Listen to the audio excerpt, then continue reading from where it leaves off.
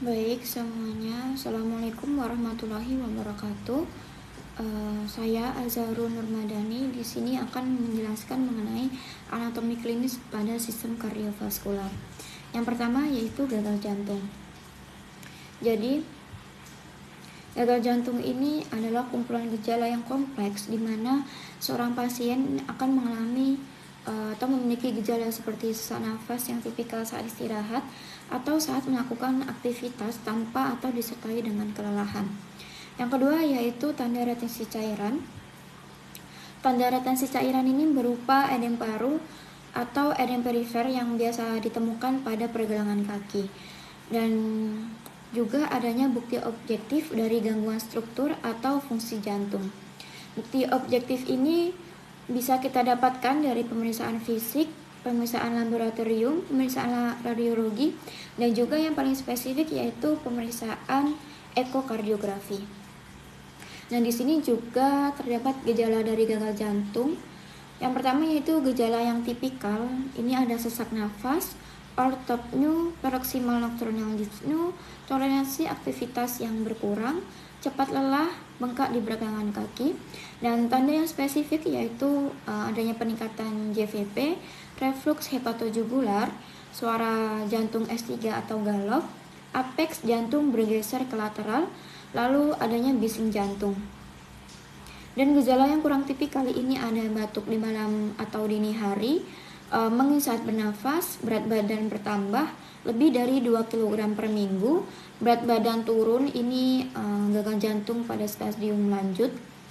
Lalu perasaan kembung atau begah, nafsu makan menurun, perasaan bingung terutama pada pasien yang lanjut usia, depresi, berdebar, dan juga pingsan.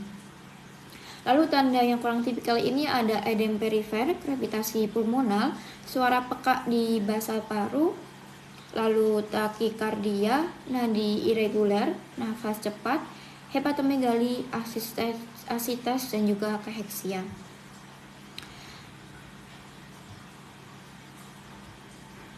Jadi gagal jantung ini adalah ketidakmampuan jantung untuk memenuhi suplai darah ke organ. Etiologi dari gagal jantung ini bermacam-macam. Yang pertama itu ada aritmia.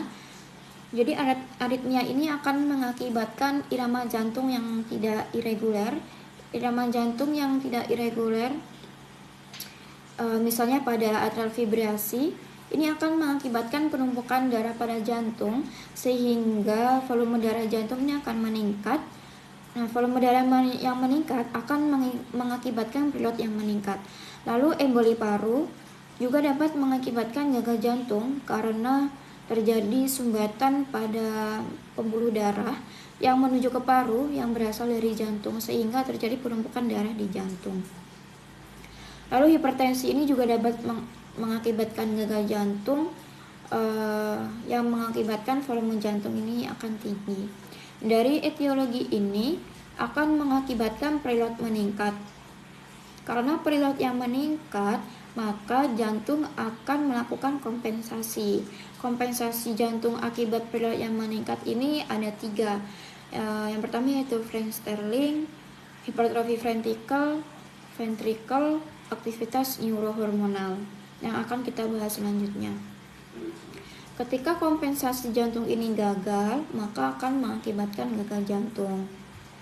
Nah, kita akan membahas kompensasi jantung akibat preload jantung yang meningkat. Yang pertama yaitu yang dicetuskan oleh Frank Sterling. Jadi Frank Sterling ini berkata, semakin otot jantung teregang, maka semakin kuat juga kontraksinya. Kenapa otot jantung bisa teregang? Ini dikarenakan preloadnya naik. Nah, preload naik artinya volume yang menuju ke ventricle ini juga akan naik. Akhirnya, karena di ventricle ini penuh, maka otot jantung teregang. Kalau otot jantung teregang, kontraksinya akan semakin kuat. Yang kedua yaitu hipertrofi ventricle. Jika kontraksinya terlalu kuat, maka akan mengakibatkan remodeling ventricle atau disebut hipertrofi. Yang ketiga yaitu ketika terjadi hipertrofi otot jantung, otomatis volume yang ada di ventricle ini akan mengecil karena ototnya yang membesar. mengakibatkan cardiac output menurun. Karena cardiac output menurun, maka akan merangsang saraf simpatis. Cara kerjanya yaitu ketika cardiac output ini menurun, ia akan merangsang baroreseptor. Baroreseptor ini ada di arteri karotis dan juga arcus aorta. Ketika baroreseptor turun, maka akan merangsang saraf simpatis sehingga terjadinya efek simpatis, yaitu vasokonstriksi dan kenaikan denyut jantung.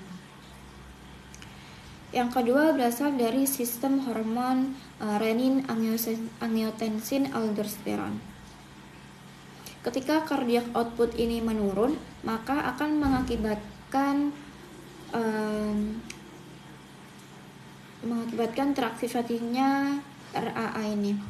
Nah, teraktifasinya sistem renin, angiotensin, aldosteron ini akan terjadi retensi Na+. Jika terjadi retensi Na+, maka osmolaritas darah meningkat sehingga darah ini akan menjadi kental, sehingga cairan dari ekstravaskular cenderung akan berpindah ke intravaskular. Lalu yang ketiga yaitu natriuretic peptide. Ini berhubungan dengan retensi natrium juga. Jadi fungsi dari hormon ini yaitu untuk ekspresi natrium. Tapi jika cardiac output ini rendah, maka natriuretic peptide sedikit sehingga ekskresi natrium ini juga akan sedikit. Kemudian yang terakhir yaitu ketika cardiac output ini rendah, maka akan mengurangi ADH. Nah, ADH ini kan fungsinya untuk menghambat pengeluaran urin.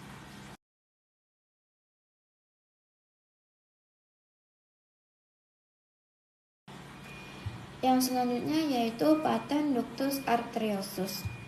Jadi ductus arteriosus ini berfungsi menghubungkan antara aorta yang membawa darah kaya akan oksigen ke seluruh tubuh dan juga arteri pulmonalis yang membawa darah kaya dengan CO2 ke paru-paru. Ductus arteriosus ini seperti jembatan antara aorta dan arteri pulmonalis. Normalnya, ductus arteriosus ini akan menutup segera sesaat bayi ini lahir. Tujuannya untuk menghentikan aliran darah antara aorta dan arteri pulmonalis. Lalu ductus arteriosus ini akan kolaps dan berubah menjadi ligamentum arteriosum seperti ini. Jika ductus arteriosus ini tidak dapat menutup, maka akan terjadi kelainan yang disebut paten ductus arteriosum. Nah, selama perkembangannya, janin dalam kandungan itu belum menggunakan paru-parunya. Jadi janin itu akan mendapatkan darah kaya oksigen dari plasenta. Dan darah ini kemudian akan masuk ke atrium kanan, dan sebagian besar darah ini akan mengalami foramen ovale.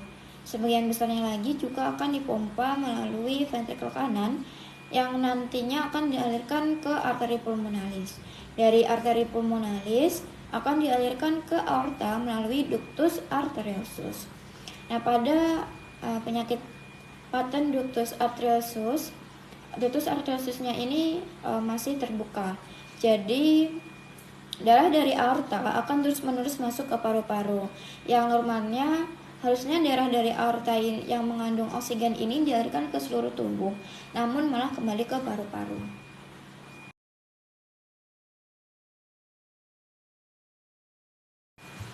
Selanjutnya yaitu tetralogy of Fallot. Ini merupakan penyakit jantung anak yang kompleks.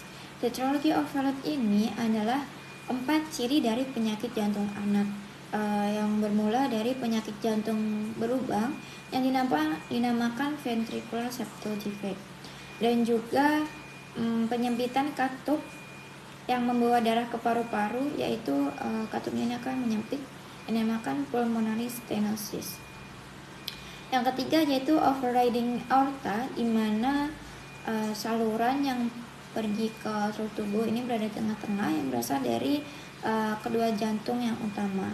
Apabila ada penyempitan pada katup yang menyalurkan darah ke paru-paru, ini menyebabkan sebelah kanan jantung akan bekerja lebih keras, sehingga otot jantung ini akan menjadi tebal. Selanjutnya yaitu septal defects. Ini yang pertama yaitu ventricular septal defects. Ini yaitu terdapatnya lubang di antara ventricle dextra dan sinistra. Jadi apabila terdapat lubang pada ventricle, maka darah akan bercampur dari ventricle kanan juga ke ventricle kiri. Jika darah bercampur, maka akan menyebabkan darah ini bolak-balik dari kiri dan kanan, sehingga ini akan menyebabkan paru-paru seorang akan banyak darah.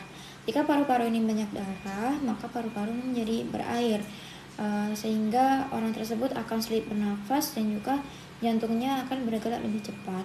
Yang kedua yaitu atrial septal defects. Ini yaitu terdapatnya celah atau lubang antara atrium dextra dan sinistra.